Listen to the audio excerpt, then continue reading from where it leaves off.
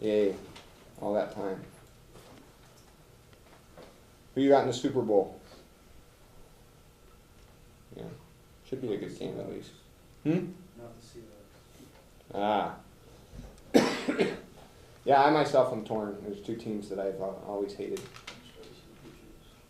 What do you do in two teams that you've always hated? You look on the sunny side. Somebody's going to lose. Just like if anybody ever does you wrong, just look on the sunny side. They're going to die. Very rarely is death pleasant. The odds are against them. That's what keeps me going. I'm not a very good person. Okay. So we're not going to be going over the readings extensively every day in class like we have been, and we're going to do again today. But I do want to get this kind of first batch of readings well discussed, and so we can move on, because I think basically we're going to start the assignment next Wednesday, next class. But today we're just going to go through, try and get through the readings. So we're going to have to rewind back to. I do want to get through the rest of the mistakes were made, but not by me, because it's important, and it's a sort of grounding for a lot of the other reading that we're going to be doing, and also for your rhetorical analysis. Something I want from your rhetorical analyses is to kind of be looking at what you will learn to call the biases and heuristics that the authors are employing, either deliberately or without themselves knowing. But because a lot of times people argue just to argue against their own cognitive dissonance. So that's why I want you guys to kind of get a palpable working knowledge of this stuff.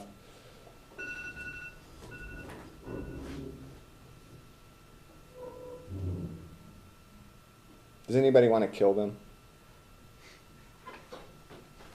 Show of hands. Who would be mad at me if I went up and yelled at them? Who would be happy with me? Who would be upset if I went up and smashed their face in with a chair? Okay. Because we're going to talk about different tolerance for violence in different situations. So back to the tablets. If I recall correctly, we left class talking about we did a blind poll about who thinks that it's a good idea for frats to have elaborate hazing rituals, and some of you said that it was okay, and then sports teams, and a few more of you said it was okay, and then we did military, and a few more of you said it was okay, and then we did gangs, and almost all of you said that it was okay. So we learned a lot about ourselves. That I just want you to know, if I'm ever in a gang, I want you guys in there with me. But only if you do an elaborate ritual to get in. None of this, okay. But, so the point was with that, is with the dissonance thing, and we're moving up to this pyramid of choice thing. So the reason that you want your gang members to have elaborate, difficult rituals is so they'll be more invested in their gang identity. Because if you do something horrible to get in a gang, it's much harder for you to step away from it, because then you would have done something horrible and gone through all that for nothing, and that makes you feel yucky, right? Okay, so the next example that they talk about is that we only listen to information that we already know, and if something goes against what we already know,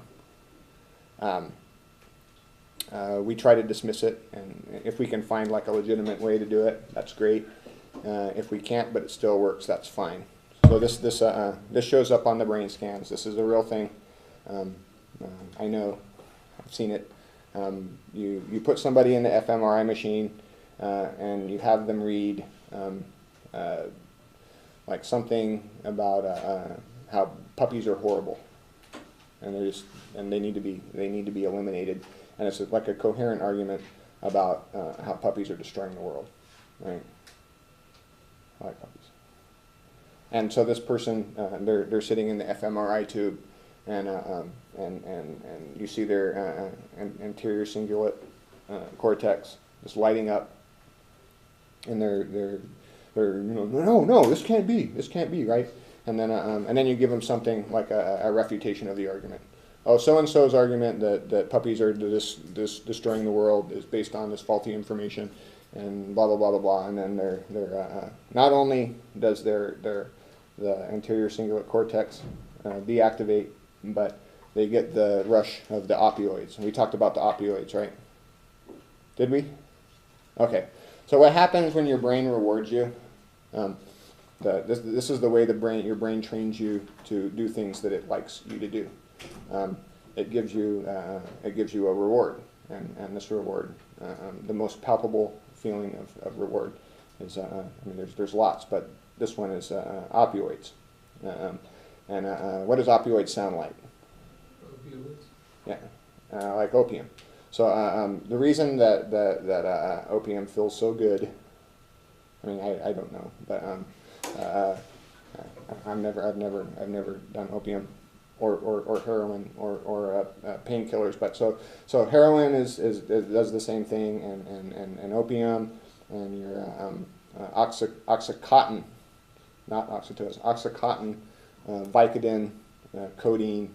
All these things are the reason that they make you feel. You guys probably don't know this because you've never had a hurt back, but if you ever have a hurt back and the doctor gives you pain pills, it sort of can make you feel like kind of fuzzy and a little bit a mild euphoria, right? I've had hydrocodone.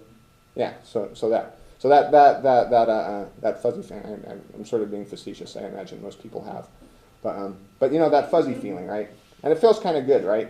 Yeah. Some people freak out and throw up, like my mom. My mom can't do it because she just starts screaming and throwing up. So I really recommend for her not to take the pain pills. But the reason that makes you feel that way is it mimics your brain's natural rewards, which are called opioids. So your brain likes it when you say successfully acquire a hamburger, and then you just feel like satisfied, and it's that little bit, just like. Not a lot, not like a big bong hit of opium, but you know, like a little quarter tab of Vicodin, you know, just a little bit, just like you did good, buddy. Keep getting those hamburgers. So that's your reward. That's the thing that motivates you. Anytime that you've achieved a goal, the reason that you feel good about yourself is because your brain has rewarded you with just a little bit of opioids. And that's why we keep doing it, right? Okay, because there's nothing like inherently rewarding about anything, right? It's just how it makes you feel. Have you ever accomplished something amazing? Yeah. Yeah. Do you feel good when you did it? Yeah. You were rewarded by your brain? Because it probably doesn't really matter. What's the amazing thing, may I ask? No? Anybody else want to? I'm going to tell you something amazing that I did.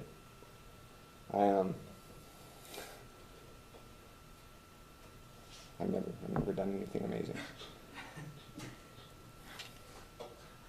I jumped over a car, a moving car, when I was 16. I felt really good about it. Should I have felt good about it objectively? I was just being stupid. It wasn't like I saved my life doing it. But yeah, I felt cool, right?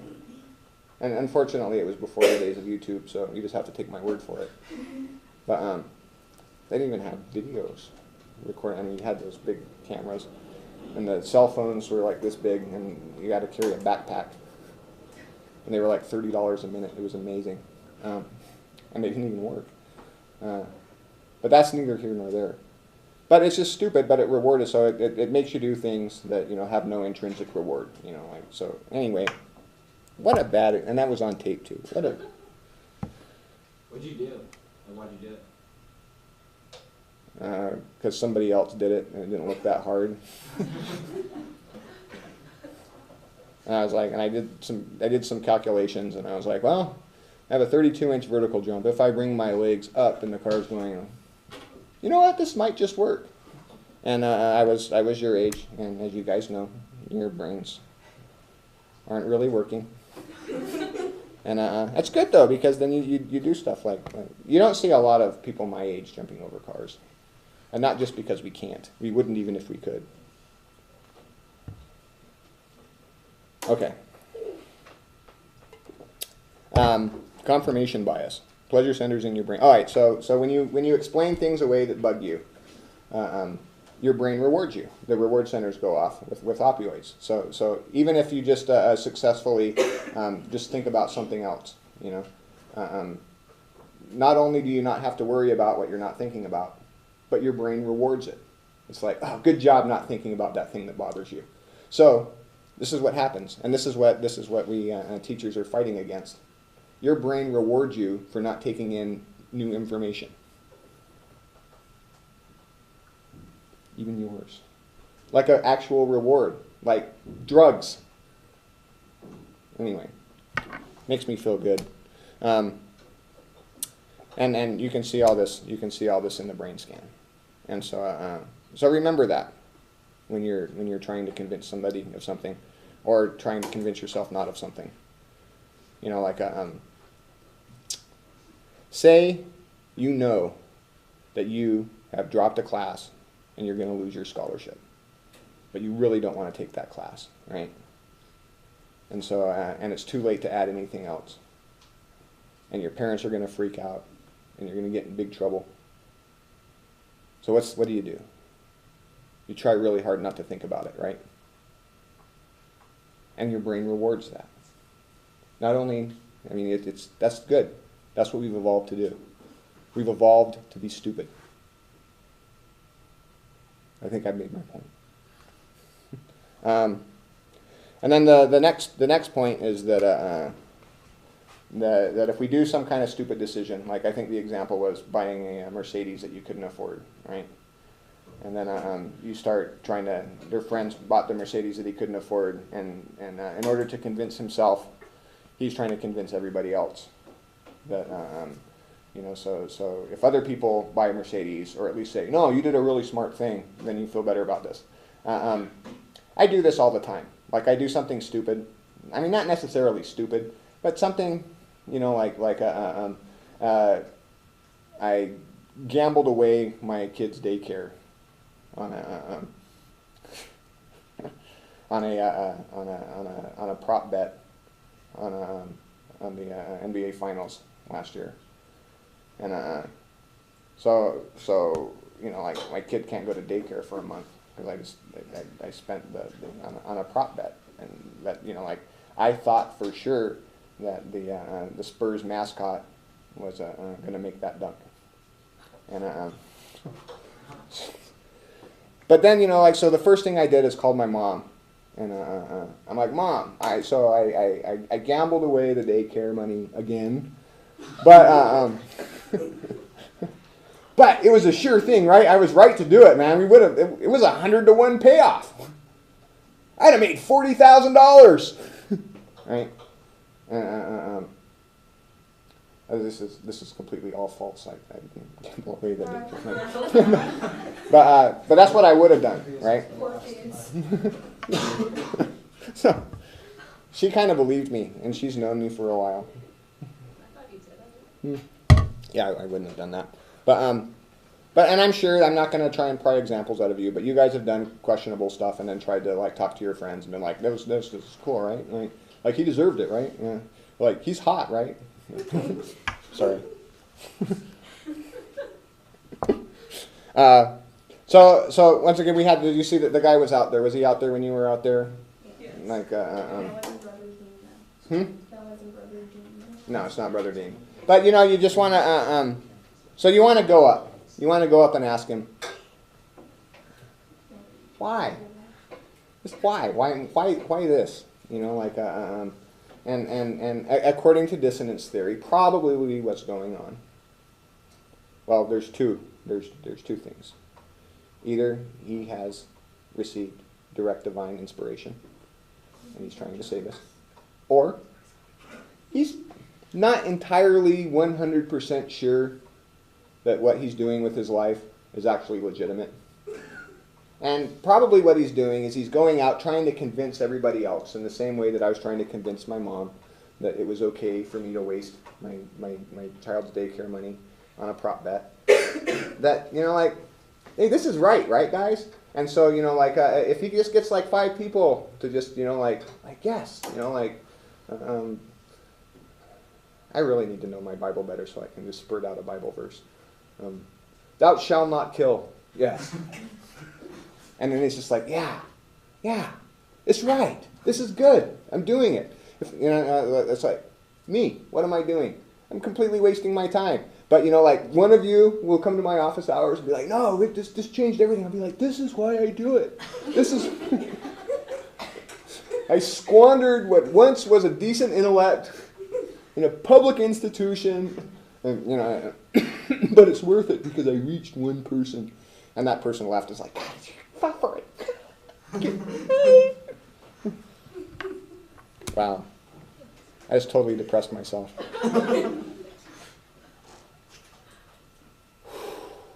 Okay. Look, a bunny. Ah, there's my opioids. I'm back. All right. So, I don't know if any of you, have any of you, you'll see this. You'll see this before you're dead. Out of the 5 people you know right now that are the biggest screw ups, biggest knucklehead, drunk, drug using, party animal, just boneheads. Within 10 years, one of them on the list of 5 will become a born again Christian. And this person will get you and sucker you, and this is how it happened to me. You want to hear how it happened to me? All right, so and I hate this, but I got talked into helping somebody move, and so I had to help this guy move. And worse is that I had to drive with him from Tempe to Seattle in a U-Haul. All right. Don't ask me how I got into this, but I deserved it. But anyway, I didn't want to go with him because he was always a screw up and a knucklehead. I'm like, I'm going to have to drive the whole way because he's going to be drinking, And it's just like, I'm going to come out, we're probably going to get arrested because he's going to be smoking weed the whole way, and I'm just, too old for this. But I got in the car with him. Hadn't seen him in a while. And I start driving. He's suspiciously not drunk. Not high. No stains on his shirt. No stains on his pants. And then I knew it. They just started pulling at the door, but he had put the child lock on. And I was subjected for a drive from Tempe to Seattle of him trying to convert me. Just, yeah, oh yeah, he did say that. He did die for our sins. Can I just use the restroom? No, but it's okay. He's a good guy. I'm glad. It's much better than being a drug addict, right? And he could be right for all I know. But there's just, the thing is that what he was trying to do is he kind of made this arbitrary decision. And like, if I validated him, if he would have converted me, then he would have had no doubt that he had taken the right path, right? And I'm for it. I'm glad that he did it. I hope that, I'm never going to talk to him again, but I hope that everything's good for him and all of that. It'll happen. Watch, it'll happen to you. Okay. But this is also why, you can't listen to people's testimonials, right? So if you ask somebody, hey, do you like your car, or, do you like your $200 pair of basketball shoes? Very, very rarely are they going to say, nah, these are crap, man. Just give me some old 1970s Converse All-Stars. They just, no. I mean, they can be complete nonsense shoes. They can slide all over the place, provide no ankle support, like all that. But you spent $200 on them. They are frickin' fly, and I don't know what's the word, right? They'll say, yeah, these are because you don't want to look like an idiot and spend $200 on. They're probably like $500 now, right? They were $200 when I was $500 shoes. Does anybody own $500 shoes? Okay, so $500 shoes. You're gonna say good things about the $500 shoes. Juice Plus. Does anybody have anybody in their life that does Juice Plus? Juice Plus. Okay, well that's another thing. So people get really they invest in things and then they really advocate them. So you know, like when you're watching the infomercials, you know, like don't trust testimonials because people are lying to themselves. They're not lying to you. They're lying to themselves. They're trying to make themselves feel better about being idiots. Okay. Then the other thing, why venting does not work. Does anybody think that venting works? No, honestly, come on. You go out and like you get really mad and go hit the heavy bag for 20 minutes and feel better, right? What they used to do when I was a kid, this really happened. I was in 5th grade, and I had this guy I hated named Lincoln Farabee. I hope you're watching Lincoln Farabee. He was about, I was a really small kid. I was, you know, until 9th grade, I was always, you know, at least 6 inches shorter, you know, and I think we probably had 15, 20 pounds on me, which is big when you're in 5th grade. And we would just always get in fights. And we just hated each other, and we'd snark off in class. So we got sent to the counselor's office, and this is what the counselor did. You'll envy me. Gave us some big padded bats, and we just wailed on each other. And this was like a legitimate thing to do. But I'm gonna tell you right now, it didn't vent anything. I hated him more and more. Why? Because he beat me.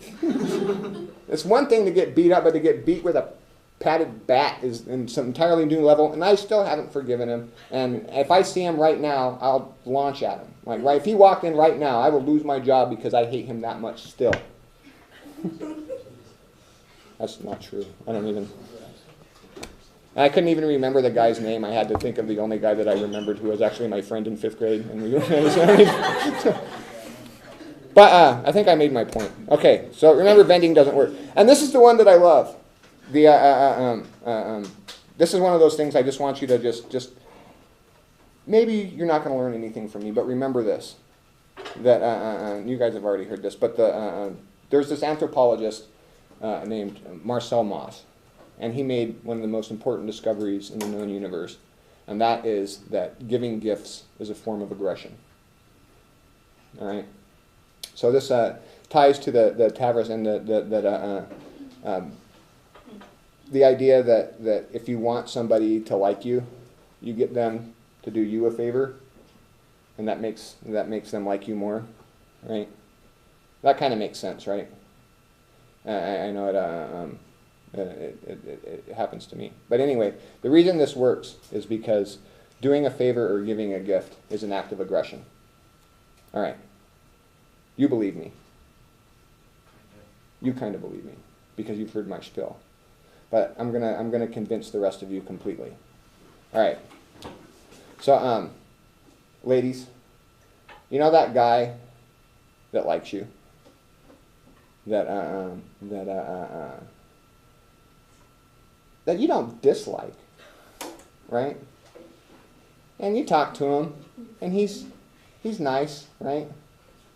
And but every once in a while, you know, something happens to him. I don't know, maybe he was drinking, maybe he's not getting enough sleep. But he confesses his eternal and dying love for you, right? And it's kind of awkward, right? You know this guy. You remember this guy. He's pretty much innocuous. And then, you know, you're just like, oh guy. Just, no, I like you as a friend, you know, like, blah, blah, blah, blah, blah, blah, right? And that's cool. All right, so picture this guy. He takes the summer off, works all summer, 10-hour days, 6 days a week at a landscaping job, saves every dime, buys you a car with the money, and then tries to give it to you. In the back, do you take it? Me? Yeah. No, Why? because I'm guilty about it. Why? I don't like him. He just wants to give you a car. It's always more than the car. Yeah. Aha! So if you take it, You're not gonna take it. You're unless screwed. You're a go-getter. Yeah, I mean, you've got to be, I'm going to tell you right now, I'm taking the car. I'm going to take the car and because the gift is actually an act of aggression, right? So if I'm in the mafia, let's go back to gangland, because it's the only thing that's important. How is that a form of aggression? Well, you're trying to subdue the girl. You're trying to get her to submit to your advances. You're using the car in the same way that a caveman used a club.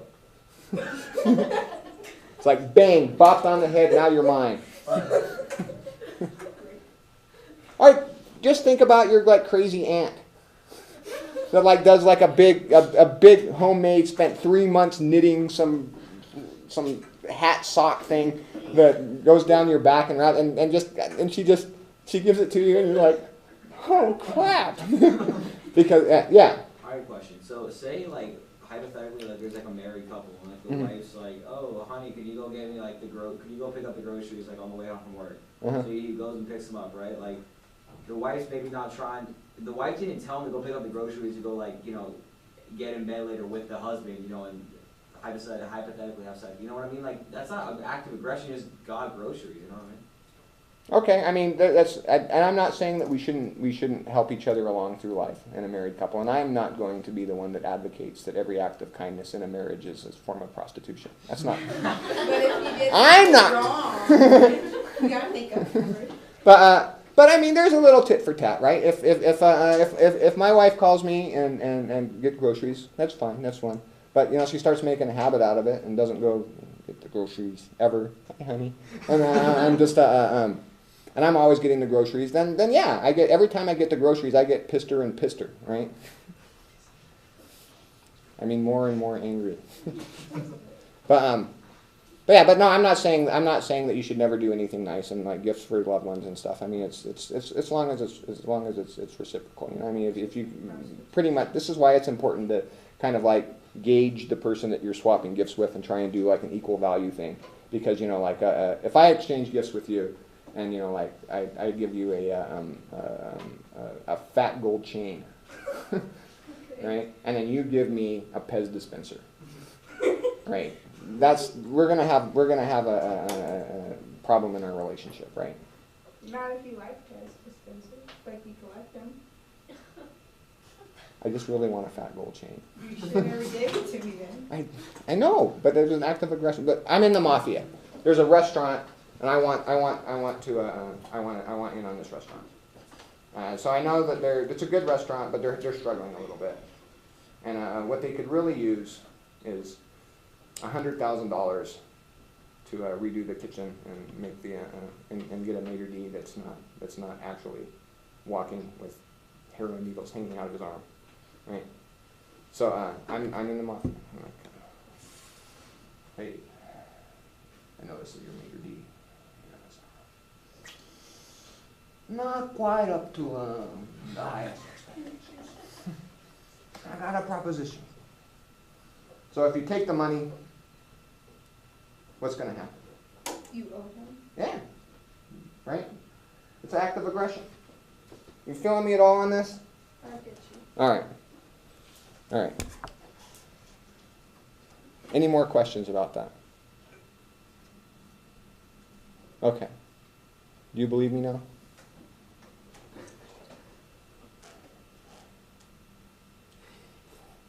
It's an obligation. It's a note saying you owe me at least this. So Marcel Mauss, he developed he got the idea from these things called pot latches that in the now what's now the northwestern United States. There were Native American tribes there that were pretty hostile to each other. But when they weren't going to war, and often they were not, they would invite each other to parties, and it was like who could throw like the biggest, craziest party and give the most gifts, and that's who would have the most prestige. And so you would just go and try and give other people's gifts and gift them into submission. And then, but the ultimate thing that you could do was get all of your good stuff, like all this awesome stuff, and just put it in a big pile and light it on fire and be like, what? It's like, see, I don't need this crap, man. I'll get more. What? I'll blow it all. Make it rain. I try really hard to connect. Somebody said I wasn't connecting with the youth, so I'm trying really hard to connect with the youth. Right. Is that right? Make it rain? Is that when you throw money? Like rapper, make it rain. That's what I was trying. I was trying to be hip, man. Okay. Hip's not the word, is it? No, that's like, I don't know how. Well, you know. So anywho, the next thing, the next thing that we have, the other fascinating thing that I wanted to discuss is people that because dissonance is so strong, dissonance can trump like just feeling good and success. So like some people, like I guess they were like abused as kids or whatever, and they just always felt like a screw up. Their dad told them they were a screw up. Their mom said they were a screw up. The first grade teacher called them a screw up. They were always screwing up, screw up, screw up, screw up, screw up, screw up, and they somehow managed to get through life. And like they could be like they could be like real pretty or whatever, and or like really smart or whatever, right? But anything good that happens to them, like sends them for a loop. Like they get really upset, like if they succeed at something, or if they like, you know, like this, like the girl that keeps getting dumped by you know, just keeps dating all these people that treat her like crap and keeps getting dumped and dumped and dumped. Finally meets a guy that, and there's nothing wrong with him. It's not even like he's a nice guy. He's just a really good guy, you know. And she just, you know, screws it up because she just naturally thinks that she's a screw up, and it's actually harder for her to have happiness because she thinks of herself as a screw up. So she'd rather not be happy in order to keep her sort of self picture stable. I call it the principle of cholestromic irreversibility. Sorry, you guys. That's what you get for taking my class again. I'll tell you why I call it the principle of cholestromic irreversibility. You guys know what a colostomy is? Tell me what a colostomy is. It's, your intestines are moved out and you have to, Your colon is removed and you have to poop in a bag. yeah, the colostomy bag. Yeah. And it's not something that you want. It's not like a common, like the Kardashians aren't going and getting colostomies to be on the cutting edge of things. It's an unpleasant thing. But an interesting thing about it is sometimes there's a potential that they can be reversed. So sometimes you have a colostomy and then like a year later you can get it reversed and then you don't need a bag again. So what they did is they got all these patients that got colostomies, and half of them had no chance of getting it reversed, and half of them had the possibility of maybe getting it reversed, right? So 6 months into their study, who do you think was happier?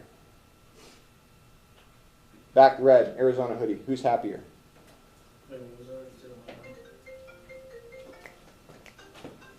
one more time. Okay, somebody else. Who's happier? The people that had the choice of reversing it? No, they were wrecks. They were underweight. They were scored very low on happiness indicators. They were really stressed out. Their health was suffering. So they have to like focus and try harder, opposed to people who know that it's. Because it's the uncertainty. I mean, if it's, you know, like if you have a colostomy and like this is life, you adjust and you move on. But like that torture of I don't know, is just too much. It's too much. Too much to handle. So yeah, and that's so it just ties to that. So you want stability, and you'll take like a bad thing, and it's much easier just to, you know, like keep getting treated like trash than to have a happy relationship. Okay, so this all comes up to the point of the mistakes were made argument is this idea of they call a pyramid of choice. Has anyone seen What About Bob? You guys should see What About Bob. All right.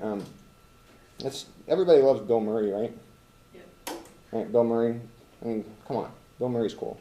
All right, but the pyramid of choice, and so if you did mistakes were made on your CTK, and you didn't talk about the pyramid of choice, then probably I said that you missed at least an important point in your summary. right? Because that's what they were all going toward. Can anyone tell me what the pyramid of choice was? Okay, the pyramid of choice is the idea that once you make a decision, that you're going to keep going down that path because you have to justify yourself. So you'll keep going, you'll keep going, you'll keep going. So say I'm a college freshman, and oh, look at me, I'm a college freshman, and then I'm at a party, and then somebody's like, hey man, hey come here, wanna be cool? Take a puff of this. I have a decision to make, right? So it's either I'm going to stay on the up and up, and I'm going to be a legal person, or I'm going to take one puff off this thing that's offered to me, and see where that leads me. So I take the one puff, and what happens inevitably, as you all know, within 3 days, I'm laying in a gutter with needles hanging out of my arms. With crack resin smeared all on this cheek. and I've been prostituting myself, and my family's left me, and I've got gangrene on my left foot, right? In 3 days. Yeah, because once you take the step, you have to justify. It's like, well, I've got to justify that one little puff. I better do some crack. So, weed is the gateway drug? Yeah, this is interesting. Who thinks marijuana is a gateway drug? Who thinks that it's not? Interesting. I think it's subjective. If you're a huge pothead, you're more likely to try it. Yeah, but if the moral milieu that you're coming from is that drugs are horrible, all drugs are horrible, and marijuana is one of those drugs, then for that person taking marijuana, it's like, hey, everybody said marijuana would kill me, and I took a puff, and I'm not dead. So maybe that means that they were lying about crack and everything too. So you're still, it's the pyramid. But, and I think this is probably more what's going on now with all of the medical marijuana. My grandma takes medical marijuana. So what happens is it's sort of being it's not, people are drawing the line elsewhere, right? It's like a petty vice. It's like putting a number 6 plastic bag in the recycle bin, right? It's not recyclable. It's wrong, but it's not that wrong, right? I mean, no, you're not. But for somebody who lumps everything together like that, I think it could be. But for somebody that's not, like crack would be the gateway drug, right? That's just like, if you do crack, you probably won't come back. Well, huffing, right? That's my, like there's people that, like, I mean, you can be mayor of Toronto and do crack, but like you notice with huffing, that there's nobody that, like, I think huffing is the point of no return. That's just mine. Oh yeah, being recorded. Okay. That's the pyramid of choice, though. Do you guys want to hear about my big pyramid of choice thing when I was a kid? Yeah. So, I used to live with a bunch of unemployed people. Sorry, it's not the stripper story. The fascinating thing about it is I was going to school full-time and had a full-time job. I lived with, there was 4 of us in the apartment, and I was the only one that either had a job or was going to school. Of my illustrious roommates was a gentleman that I will call Marlon because his name was Marlon. And he was allegedly once on the football team of the community college that I was attending. And, but he had, for reasons known only to him, was no longer on the football team. I've got a lot of, you should ask me good stories about Marlon, there's a lot of them. But allegedly, he had a favorite uncle who owned 3, count them 3, resorts in Aruba. Does anyone know where Aruba is? Do anyone know what Aruba is? It's an island. It's an island with resorts on it. In the Caribbean, I believe, right? Yeah, nice island. This uncle had died and bequeathed Mr. Marlon $36.2 million. This came in a letter, which he showed everyone at a party in my apartment. So Marlon started promising all of his friends and would-be friends and people on the street, cars, houses, fat gold chains, you name it. So after about 3 days of this, I said, Marlon, you've already spent your $30 million. Stop.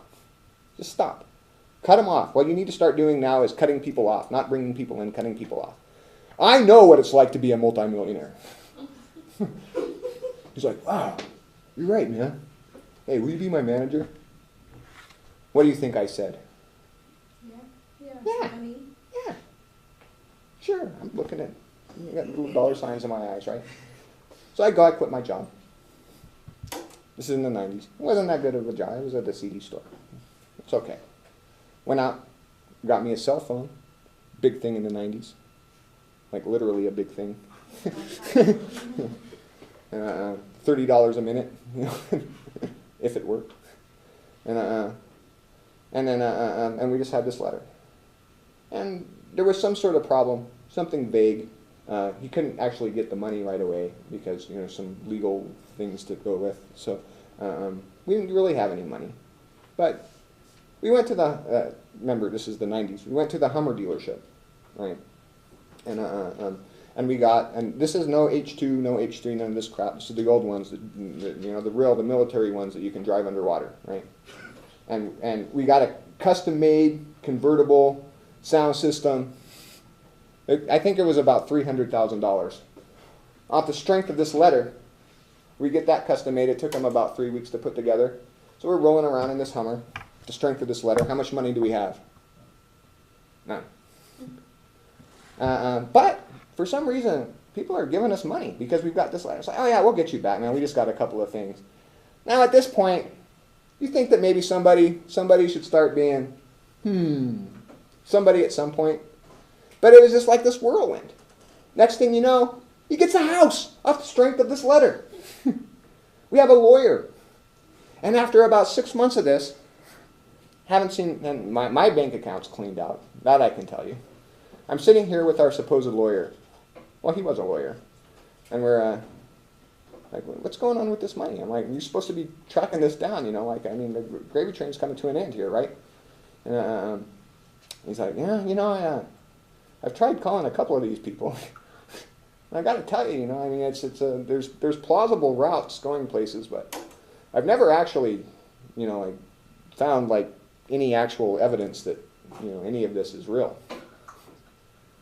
And so this is me going off the thing, right? And I knew, probably right from the jump, that this was not on the up and up. But my excuse was that, and I still maintain to this day, Marlon was too stupid to be able to pull off something like that.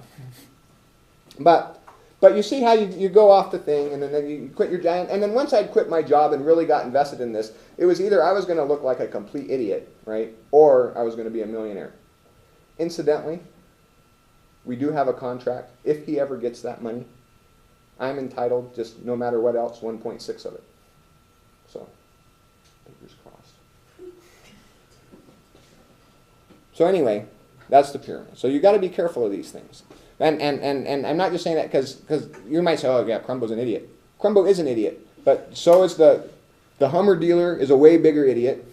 The guy that gave him a house, I only had like $1,200 into it, right? And people lost thousands, tens of thousands of dollars on this guy. So, all right, that's the pyramid of choice. I think something might happen to this. To this particular, something unfortunate might happen to this recording. I don't know what happened. It just erased. Just kidding. It's not bad, right? All right. So pyramid of choice is where it is. All right. So let's get through the nudge quick. What time are we out of here? 45. Okay, we have plenty of time. All right. So the nudge thing. What's a choice architect? Anyone?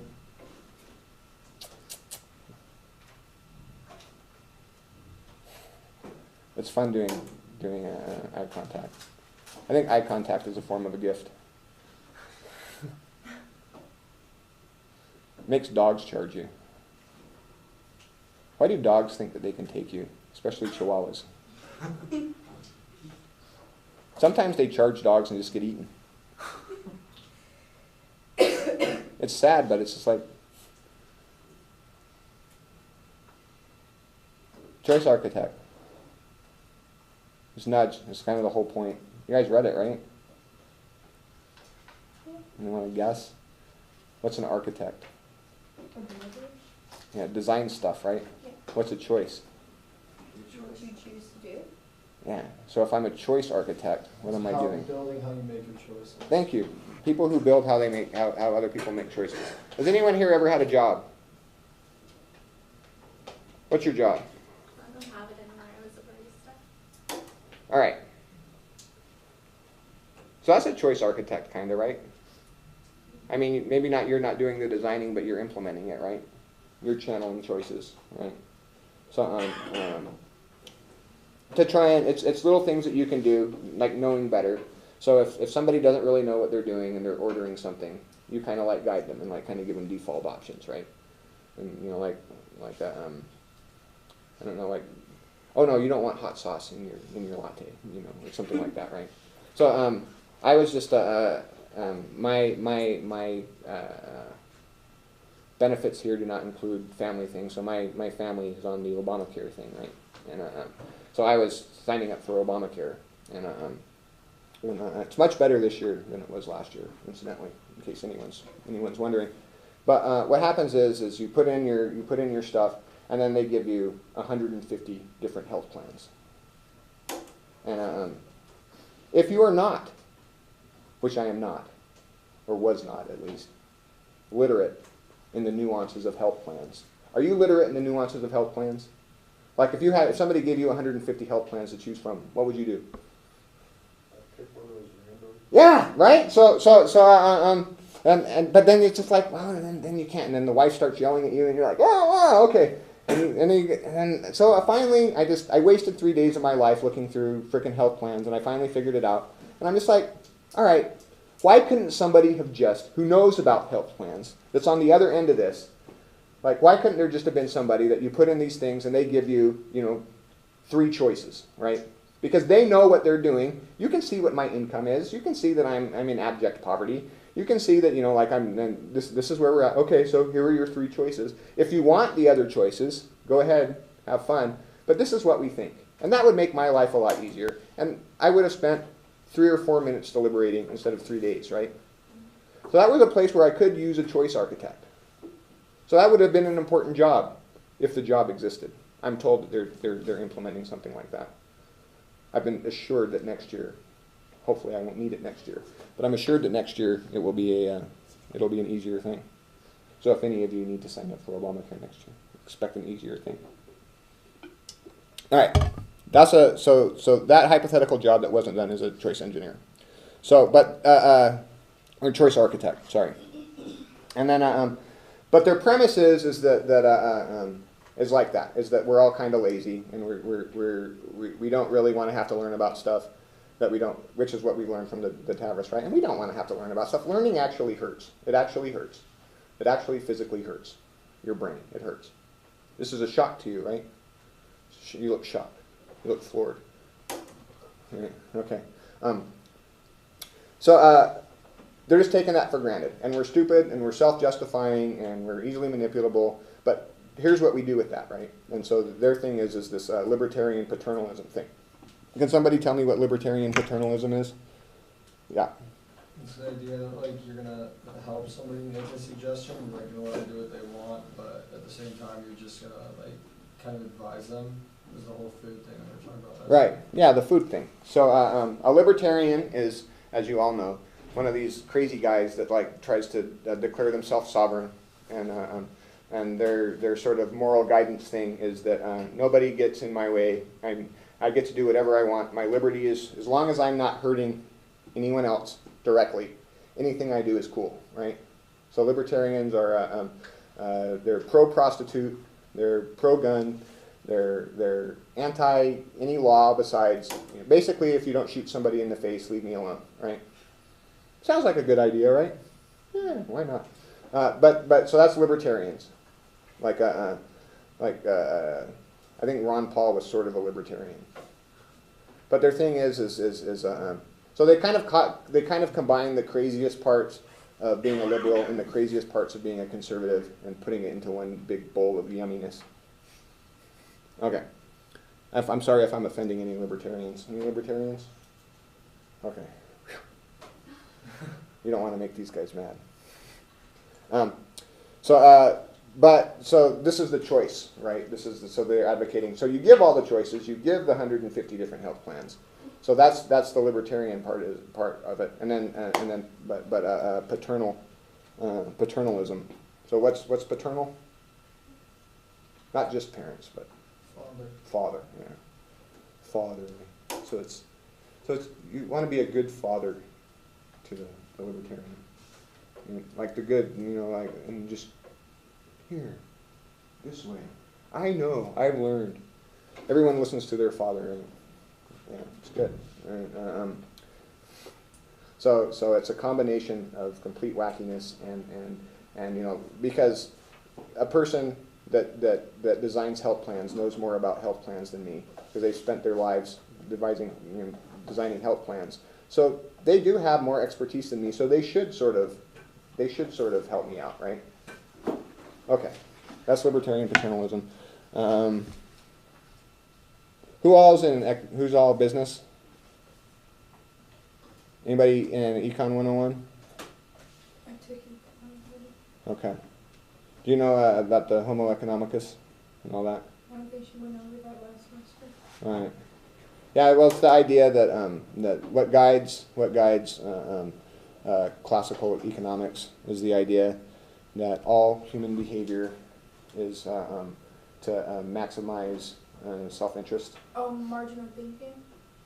She told us it's like whatever is better for you, you're going to do opposed to your second choice. Yeah. That's Or opportunity cost. right. And that and yeah, exactly. So what he calls the econs is as if it's these mathematical abstractions that they teach in economics class that people always act in their own best interests, and they will eventually, and that's the logic of the market. Now what's really remarkable about it is that it works really well in describing like whole populations and like the big economic picture.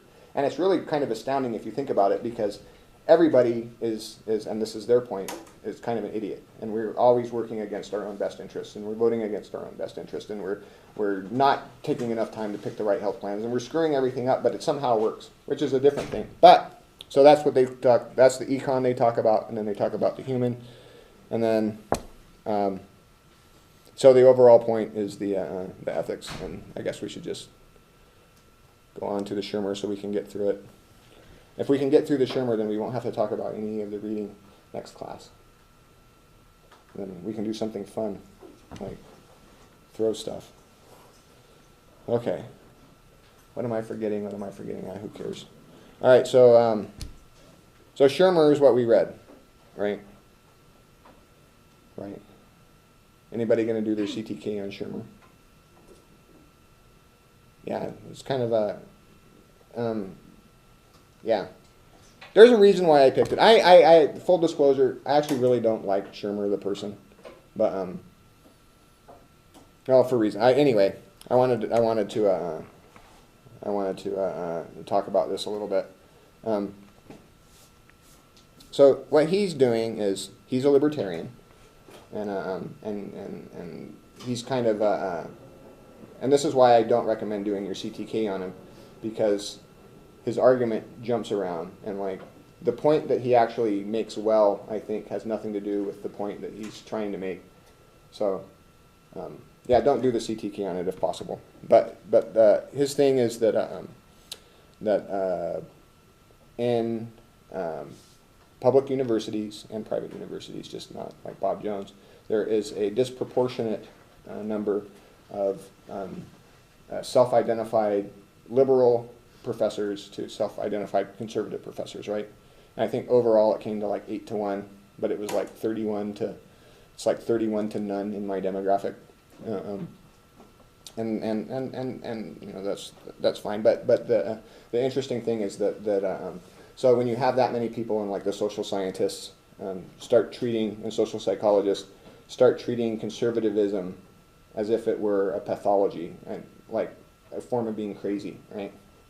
So like if yeah, so they actually have studies that try to show that being conservative is a form of being crazy, and then with the implied thing, and you'll run into this. I don't know if any of you are conservative and sort of have felt this, especially in the humanities, but kind of what the humanities is trying to teach you overall is to be more liberal. And hey, I don't know. It might be okay. But so Shermer's pointing this out, and he's like, well, maybe conservatives aren't actually crazy. And conservatives don't actually think that they're crazy. Well, some of them do. Anybody that's conservative and thinks that they're crazy? Okay. But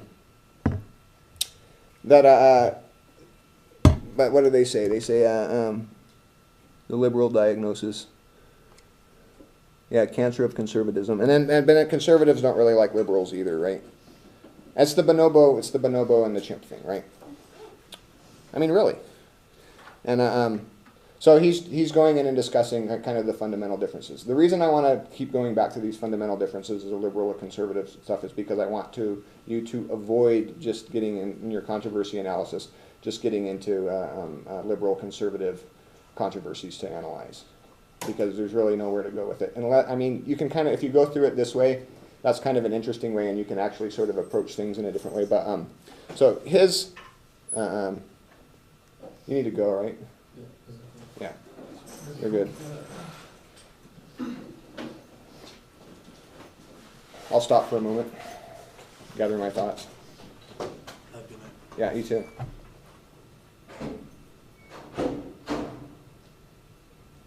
So for people that so there's hate, and we're going to be reading Hate's article later. He has five psychological systems, and it's actually he's expanded it to 6 since then. But the idea is that because we already know from our other reading that we have feelings first and preconceptions first, and then our explanation comes after that, right? So we already think this, and what we're going to use for evidence is we're going to be picking evidence out that we've already made our decision, right? Like you meet a guy at a club, and you just say hello, you just look at each other, and you've already made your decision, right? And he's objectively, he's a complete asshat. He's drunk. He's drooling on himself. There's vomit on his shoes. His hand looks like that it has a venereal disease, but he's cute. So what you're going to do is you're going to look past all of this. You're going to be like, you know what? He's got really nice buttons. You don't see eyebrows like that very often, because you've already made your decision, and you're going to marshal your evidence in what you've already decided, right? And once again, you're dating a moron. But that's your problem. But when trying to, so you've got to know that this is how we're working. And so the decisions that according to Haidt and Shermer, that liberals have already made is out of the 5 systems, there are 2 really important ones. And one is the harm, who he calls the harm care system. And so this is kindness, gentleness, and nurturance, he says. So this is really important to liberals, because liberals, so we don't like, if we're liberals, we don't like people getting bullied, right? We want everyone to have completely equal rights, like no matter what, right? So like if I want to marry a toaster, I get to marry a toaster, right? Okay. And what else? What's another like liberal thing? This is a thing that there's a movement to get personhood granted to chimpanzees, because I'm actually for the chimpanzee thing. I like chimpanzees. I don't know if you've noticed this. Have you noticed this thing? I keep talking about chimpanzees. I like monkeys. They're interesting. All right, but digression. What was I talking about? Okay, yeah. So like the bonobo thing, we're all like egalitarian. And then the other thing is the fairness and reciprocity. So harm care being the same system is interesting. Is that a digression? No, I've got to explain the harm care system. So the harm care, what he calls the harm care system is the nurturing system, what affective neuroscience would call the care system, is the thing why we're not like all killing each other. Does anyone like think that it's kind of weird that like we don't like hate, we don't just automatically hate everyone? Why would we not just hate everyone? Like guys, you're in a room full of potential sexual rivals. Why don't you just hate everyone? It's weird. Same thing with y'all ladies. Why don't you hate each other? Why don't you hate us? Maybe you do. I don't know. But that everybody doesn't hate everybody all the time is a weird thing. We've got this built-in system. It's called the care system, and it's dominant in humans. It's dominant neurochemical is called oxytocin. Has anyone ever heard of oxytocin besides the people that have heard this already? All right, oxytocin is sometimes called the cuddle hormone, the love hormone, the hug hormone. It's a thing in New York. Anybody from New York? All right, in the city, Long Island, no, Manhattan. That's the city, right? Yeah. Okay. There's a new thing that's starting. Tell me if you guys are in on this. They're called cuddle parties.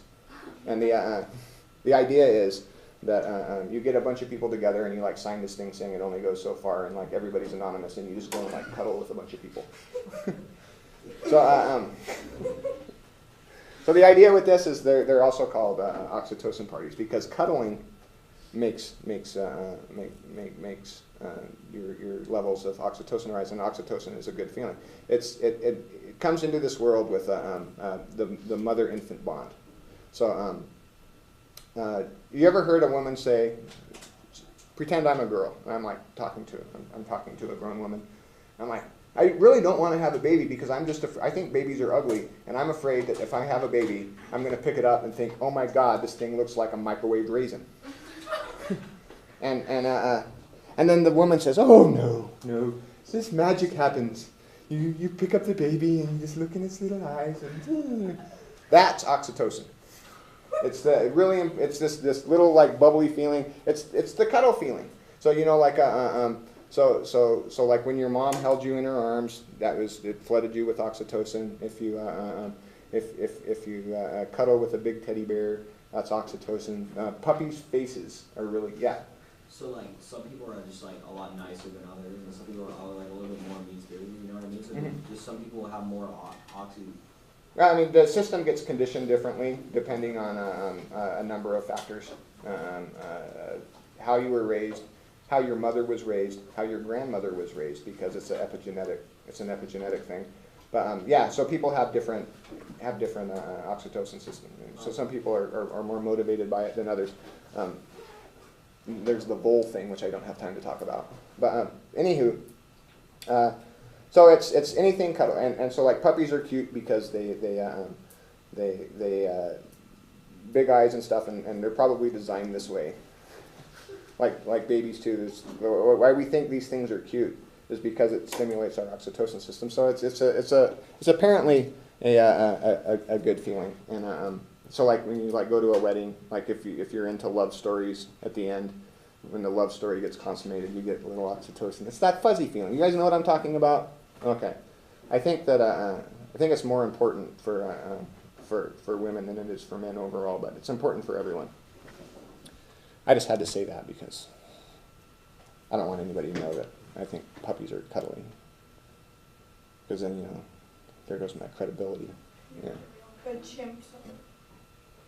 Huh? But chimps are cuddly. Really? I think objectively speaking, like newborn humans are the only things that I don't think are cute. Like I think baby lizards are cute. But I don't think babies are cute. So when you seen your kids, what did you say?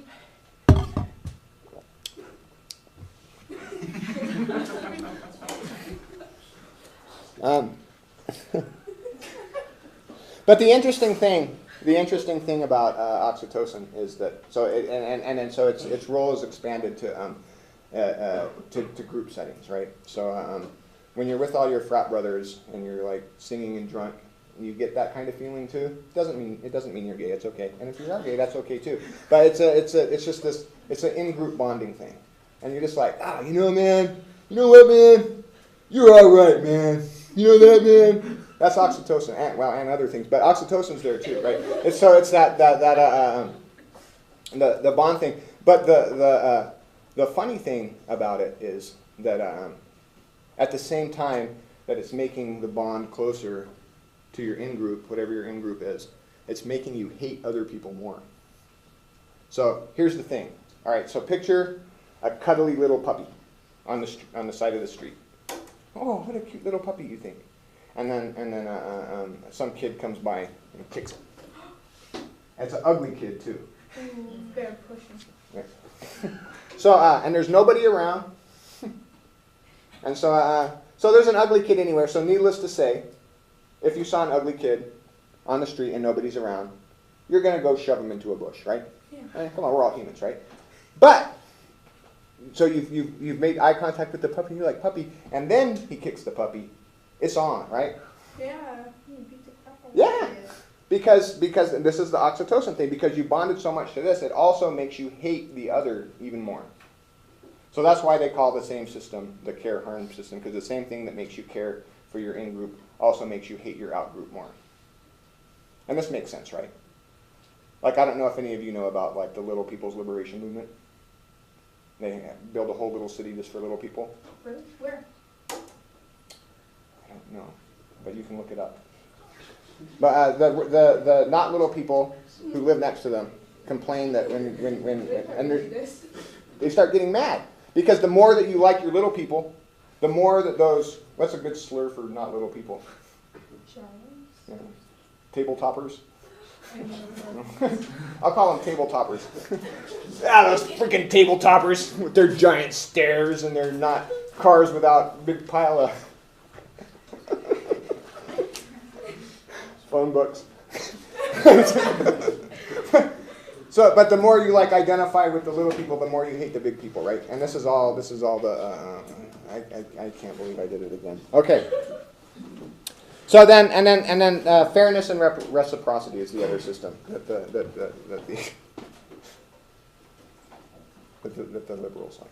So we all think that like we like things to be fair, right? Like if I'm handing out cookies and I give her a big, good, nice giant chocolate chip one, and I give you a freaking little curled up burnt cherub thing, right?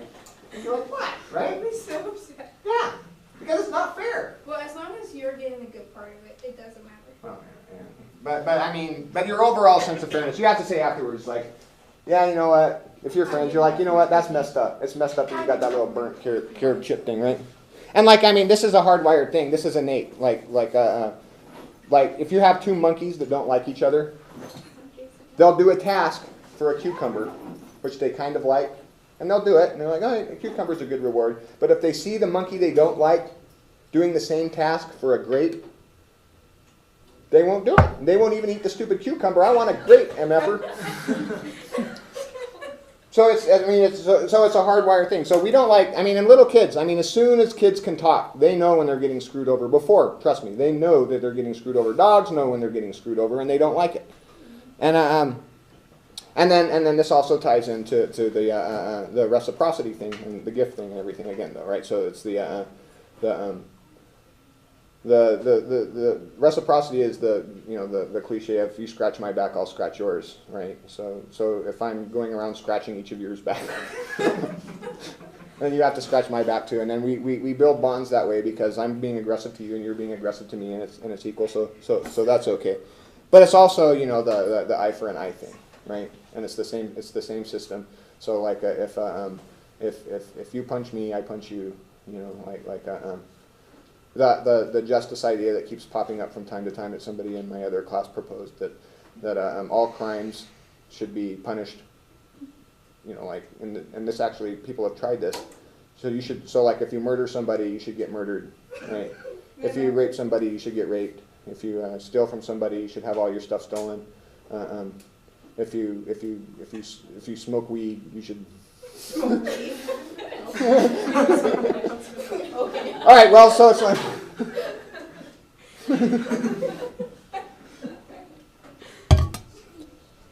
So I guess that's why we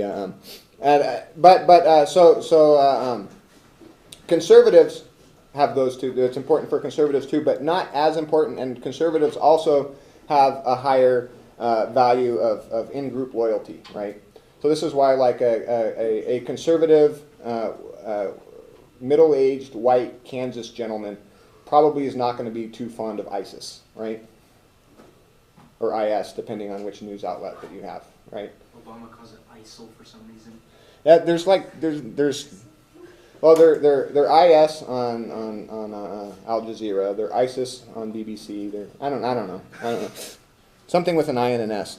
But conservatives are more into that, and conservatives also are more prone to respect authority figures, apparently. So I don't really understand, and I'm not entirely convinced. But this is the argument. And so, like, if I'm conservative, like I'm going to get like more upset at kind of somebody burns a flag. If I'm conservative, this really upsets me. If I'm liberal, I'm like, it's a flag, dude. Whatever, express yourself, man, right? And then to the same thing, the purity sanctity thing is here's a good test of the purity sanctity thing. So this knows that no matter how you vote, whether you are in your heart and soul a liberal or a conservative, right? Maybe this was in there, maybe not. I don't remember. A guy buys a dead chicken from a market. All right, a guy copulates with the chicken. It's dead. And then cooks it and eats it. Who thinks there's a problem with this? He's psycho.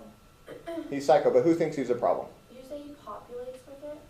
Copulates. Oh, okay. Or copulates. So, ew, right? Who thinks that he should be punished? He should just go get help. Who thinks that he should be punished, though? Like, did he make people watch him? No. Well, if he did it, it's okay. So you Like are little kids. in your heart and soul. You're in your heart and soul in that way, no matter how you vote, a liberal, because you're like, hey man, nobody got hurt. Like it's, he needs some therapy. He's obviously got some issues. But if you're like, you know what, this happened. Like the human body is a sacred thing, and what you don't do is copulate with dead chickens and then eat it. No, it's wrong. Then that means you are in your heart and soul conservative, however you vote. We're out of time. See you Wednesday. You know about used in New Zealand, they recognize.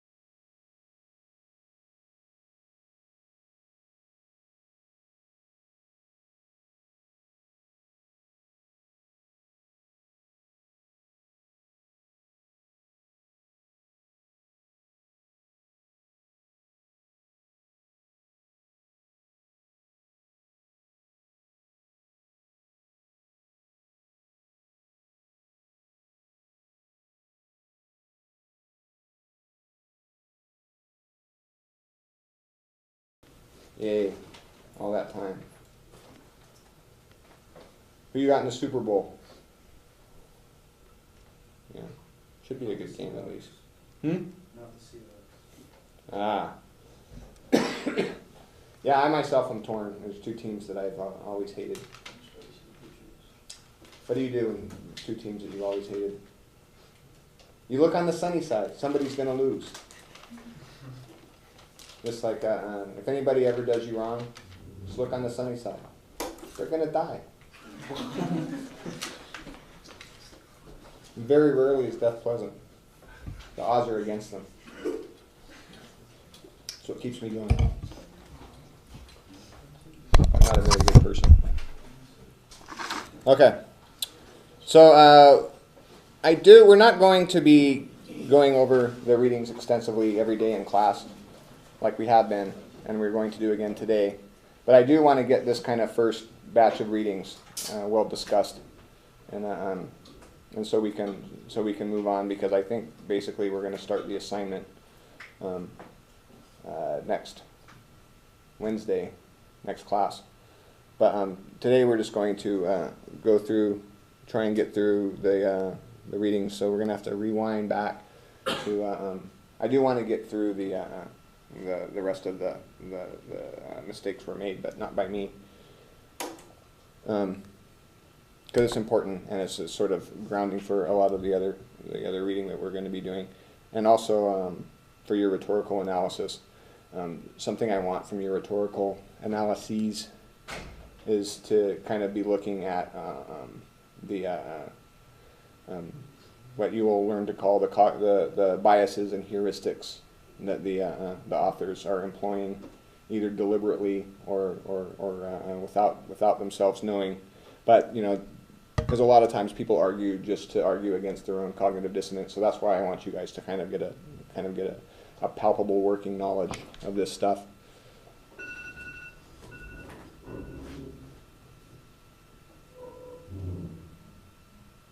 Does anybody want to kill them?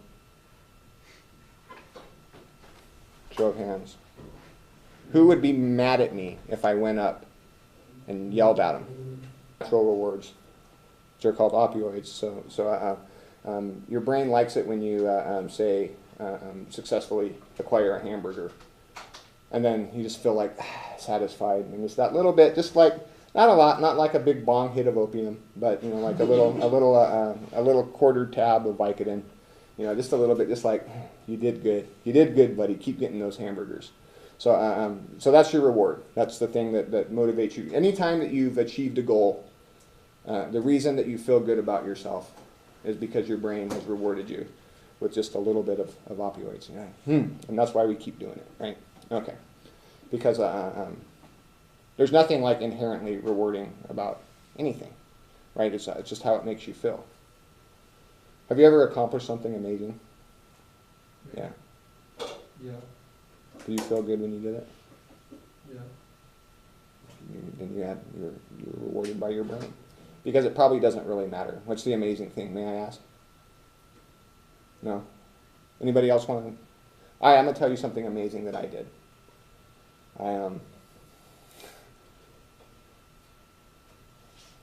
never done anything amazing.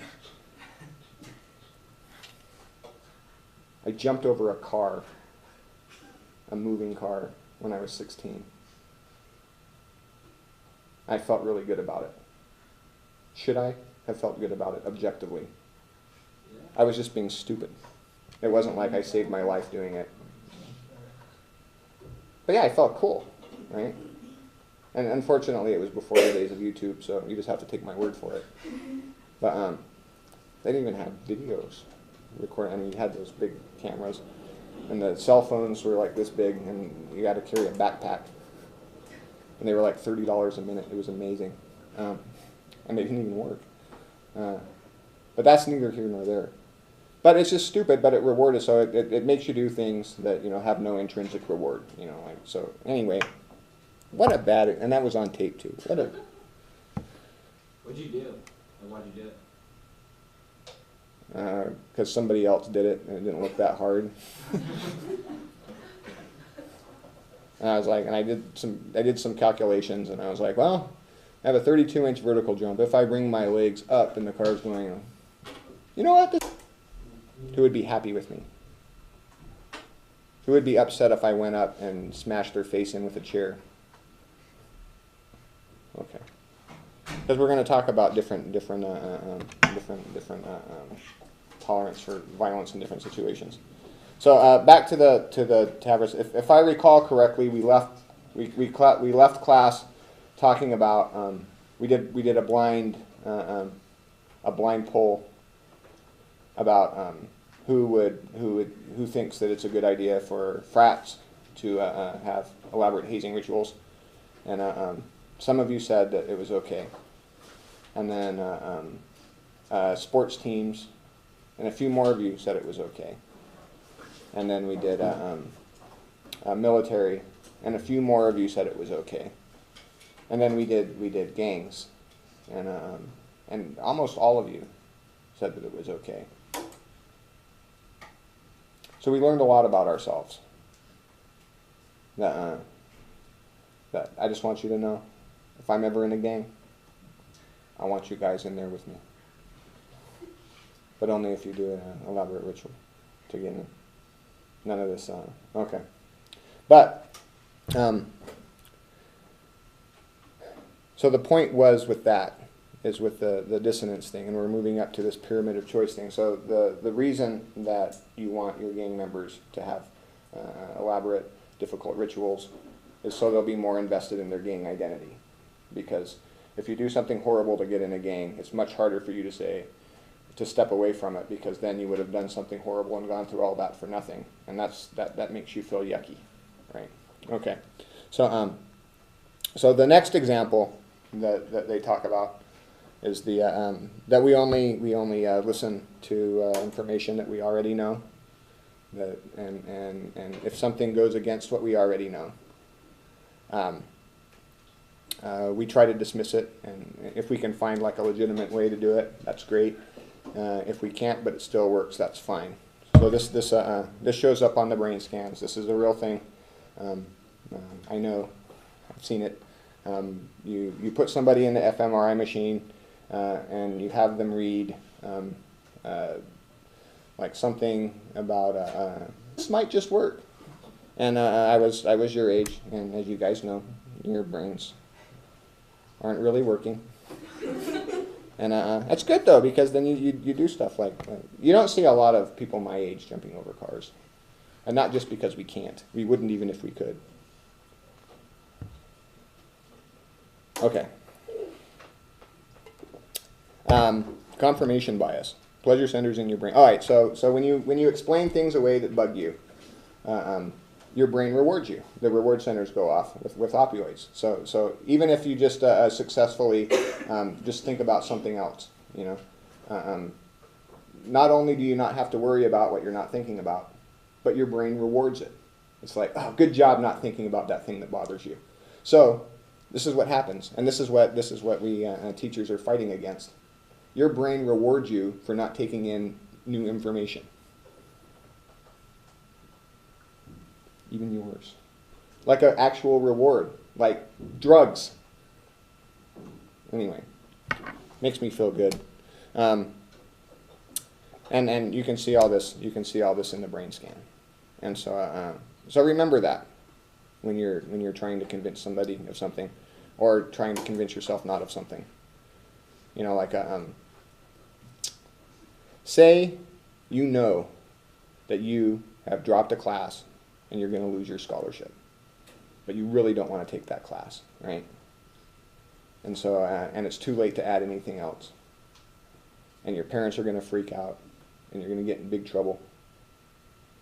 So what do? You try really hard not to think about it, right? And your brain rewards that. Not only, I mean, that's good. That's what we've evolved to do. We've evolved to be stupid. I think I made my point. And then the next point is that that if we do some kind of stupid decision, like I think the example was buying a Mercedes that you couldn't afford, right? And then you start trying to, their friends bought the Mercedes that he couldn't afford, and in order to convince himself, he's trying to convince everybody else that, you know, so if other people buy a Mercedes, or at least say, no, you did a really smart thing, then you feel better. How puppies are horrible, and they need to be eliminated. And it's like a coherent argument about how puppies are destroying the world, right? I like puppies. And so this person, they're sitting in the fMRI tube, and you see their anterior cingulate cortex just lighting up, and they're you know, no, this can't be, right? And then you give them something like a refutation of the argument. Oh, so and so's argument that puppies are destroying the world is based on this faulty information, and blah blah blah blah blah. And then they're not only does the anterior cingulate cortex deactivate, but they get the rush of the opioids. And we talked about the opioids, right? Did we? Okay. So what happens when your brain rewards you? This is the way your brain trains you to do things that it likes you to do. It gives you a reward, and this reward, the most palpable feeling of reward is, I mean, there's lots, but this one is opioids. What does opioids sound like? Opioids. Yeah, like opium. So the reason that opium feels so good, I mean, I don't know, but I've never done opium or heroin or painkillers, but so heroin does the same thing, and opium, and your oxycontin, not oxytocin, oxycontin, Vicodin, codeine. All these things are the reason that they make you feel. You guys probably don't know this because you've never had a hurt back, but if you ever have a hurt back and the doctor gives you pain pills, it sort of can make you feel like kind of fuzzy and a little bit a mild euphoria, right? I've had hydrocodone. Yeah, so that fuzzy thing. I'm sort of being facetious. I imagine most people have, but you know that fuzzy feeling, right? And it feels kind of good, right? Yeah. Some people freak out and throw up, like my mom. My mom can't do it because she just starts screaming and throwing up. So I really recommend for her not to take the pain pills. But the reason that makes you feel that way is it mimics your brain's natural